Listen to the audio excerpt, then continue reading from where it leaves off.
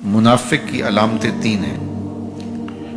جس شخص کے اندر یہ علامات ہوں تو وہ اس نیت سے سنیں کہ آج ابھی اسی وقت میں یہ مصمم عزم کرتا ہوں کہ اپنے سے کھرچ دوں گا ان چیزوں کو، اور اپنے من کو، اپنے اندر کو، اپنے باطن کو ان غلاظتوں سے پاک کروں گا.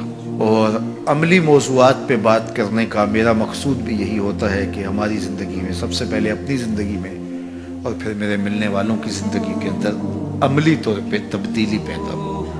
تو اس نیت کے ساتھ جب آپ سنیں گے تو اللہ برکت کرے گا. تو سنیے رسول رحمت نے ارشاد فرمایا صلی اللہ علیہ وآلہ وسلم نے کہ منافق کی نشانیاں تین ہیں.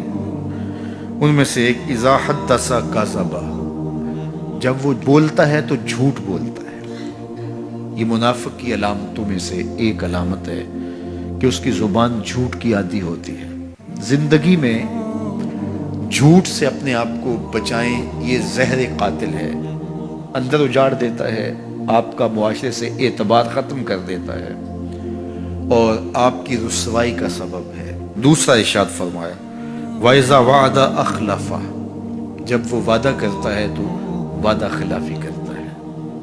یہ منافق کی علامت ہے کہ وہ وعدہ پورا نہیں کرتا. میرے حضور کسی سے وعدہ کرتے ہیں کہ تیرے آنے تک یہاں کھڑا ہوں، اور وہ جا کے بھول جاتا ہے. میرے حضور 3 دن کھڑے رہتے ہیں. 3 دن کے بعد اچانک وہاں سے گزرا، دیکھا تو حضور کھڑے ہیں. بڑی شرمندگی ہوئی، ڈرتا ہوا آگے بڑھا، صرف اتنا کہا یار تو نے مشقت میں ڈال دیا. 3 دن تک میرے حضور کھڑے. اور میں کہتا ہوں وہ تو 3 دن بعد واپس آ گیا.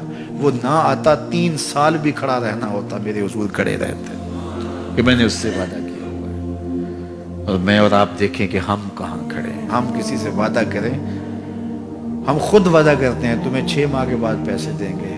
وہ بیچارہ 6 ماہ کے بعد بھی جو ہے وہ 1 ماہ اور اوپر گزار لیتا ہے کہ چلو کوئی بات نہیں ہے. اور ہم اس کی موت کی دعا کر رہے تھے یا اللہ فوت ہی ہو جائے تو اچھی بات ہے. تو پھر ہم کہیں کہ اللہ کی رحمتیں ہمیں نصیب ہوں. یار وعدہ کیا ہے، اپنا تن بھی بیچ کے دینا پڑے تو دیں. جو وعدہ کیا ہے جہاں کھڑے ہوئے ہیں وہاں کھڑے رہیں گے، چاہے اس کی کتنی بھی اذیت ہمیں کیوں نہ سہنی پڑے.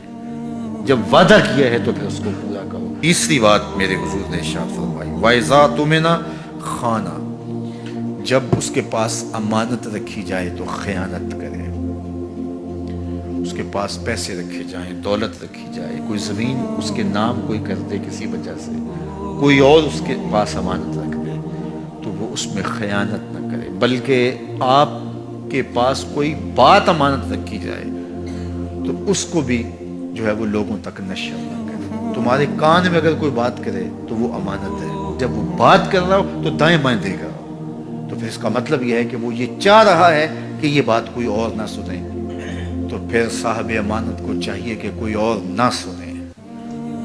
یہ امانت ہے اور اس امانت کو پورا کیا جائے. اور چوتھی علامت یہ ارشاد فرمائی منافق جب کسی سے لڑ پڑتا ہے تو گالیاں دیتا ہے. ہمارے دین نے ہمیں گالی دینے سے روکا ہے.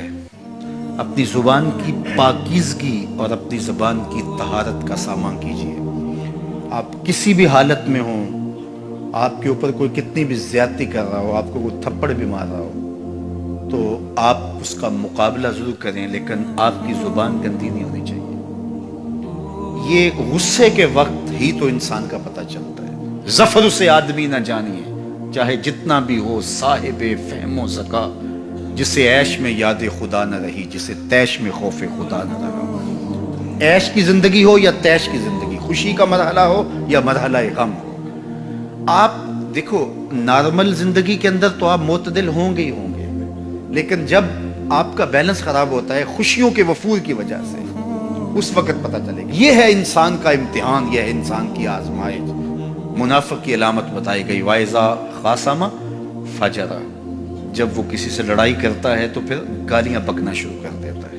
یہ منافقوں کی علامات میں سے ایک علامت ہے. جب وہ لڑتا ہے تو گالیاں بکتا ہے، جھوٹ بولتا ہے، امانت میں خیانت کرتا ہے، اور عہد کرے تو اس کی پاسبانی نہیں کرتا.